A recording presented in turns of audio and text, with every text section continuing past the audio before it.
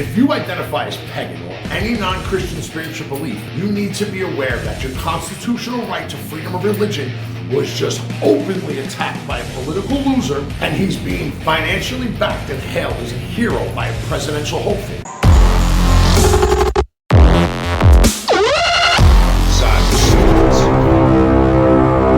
At the Iowa State Capitol, a familiar debate is unfolding as the Satanic Temple presents a religious-themed display along traditional Christian holiday exhibits. Since the 1980s, a legal precedent has dictated that if public property allows religious displays, all faiths must be granted equal access. The TST followed the same application process as groups proposing Christian-themed displays, securing a 2-week window for their exhibit. However, the temple's installation notably features the representation of the goat-headed Baphomet, setting it apart from other displays in the Capitol. Republican State Representative Brad Sherman, representing Iowa County and parts of Weston Johnson County, vehemently opposed the TST's display in his weekly newsletter. Sherman, also a pastor, called for the immediate removal of the blasphemous display, citing its supposed unconstitutionality and offense to the state's reliance on God for blessing. Additionally, Sherman advocated for legislative action to prevent satanic displays on state-owned properties and proposed making it lawful to showcase the 10 Commandments in Capitol buildings, state-owned properties, and public schools. This situation at the Iowa Capitol building showcases a recurring clash between religious freedoms, constitutional interpretations, and public expression.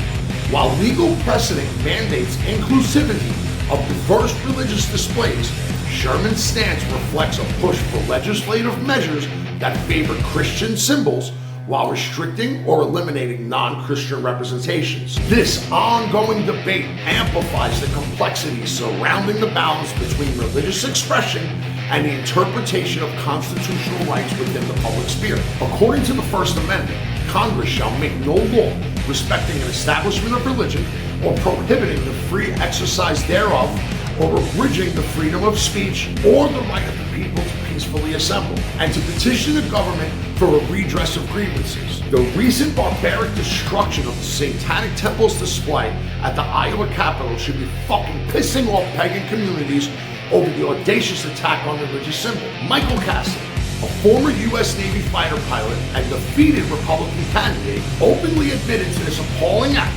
involving the vandalization of the display, which prominently featured a Baphomet statue. I'm fucking furious, and you should be too. This flagrant vandalism represents a direct assault on the cornerstone of religious freedom and tolerance in this country. Cassidy's actions have trampled on the First Amendment, and as a deliberate attempt to undermine and disrespect diverse beliefs in an obvious political maneuver aimed towards gaining favor with Christian conservatives. This outrageous incident just showcases and underlines the ongoing struggles experienced by diverse pagan communities in seeking acknowledgement and respect for their beliefs within a society predominantly swayed by monotheistic perspective. Moreover, the involvement of figures like Ron DeSantis, who was vocally criticized the display and vowed financial support for Cassidy's legal representation, has only fueled the flames of discontent among those advocating for religious acceptance and diversity. Cassidy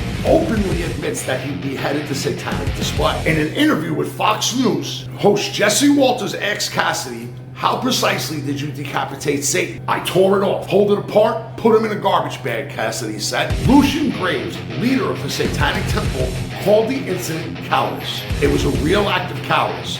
Cowardice dressed up as heroism. Cassidy was arrested and faces vandalism charge, which could carry a 1-year prison sentence and a $2,560 fine. He has since been released and has raised $40,000 in legal fees following praise from Republican politicians, including this asshole Ron DeSantis and other far-right pundits across the country. Let me be clear, this is a hate crime. Iowa Code 729A, violation of individual rights. Persons within the state of Iowa have the right to be free from any violence or intimidation by threat of violence committed against their persons or property because of their race, color, religion, ancestry, national origin, political affiliation, sex, sexual orientation, age, or disability. In Iowa, a hate crime is considered a penalty enhancement which means a person convicted of one of the above enumerated crimes would receive a sentence 1 degree higher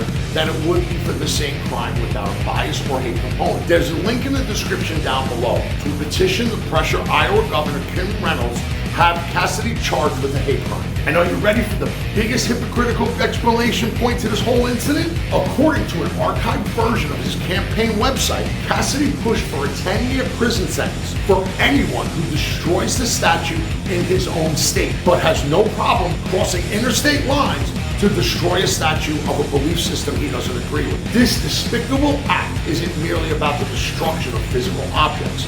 It is a brutal violation of the right to openly express one's spirituality without fear of persecution. It serves as a blatant reminder of the uphill battle towards achieving genuine religious acceptance and understanding in today's society. Please don't forget to like, comment, and subscribe to the channel. It helps get this message out there. Let's not let this blatant attack on any belief systems to go unnoticed. I'm Jason, and this is How to Heathen. And until next time, stay fucking savage.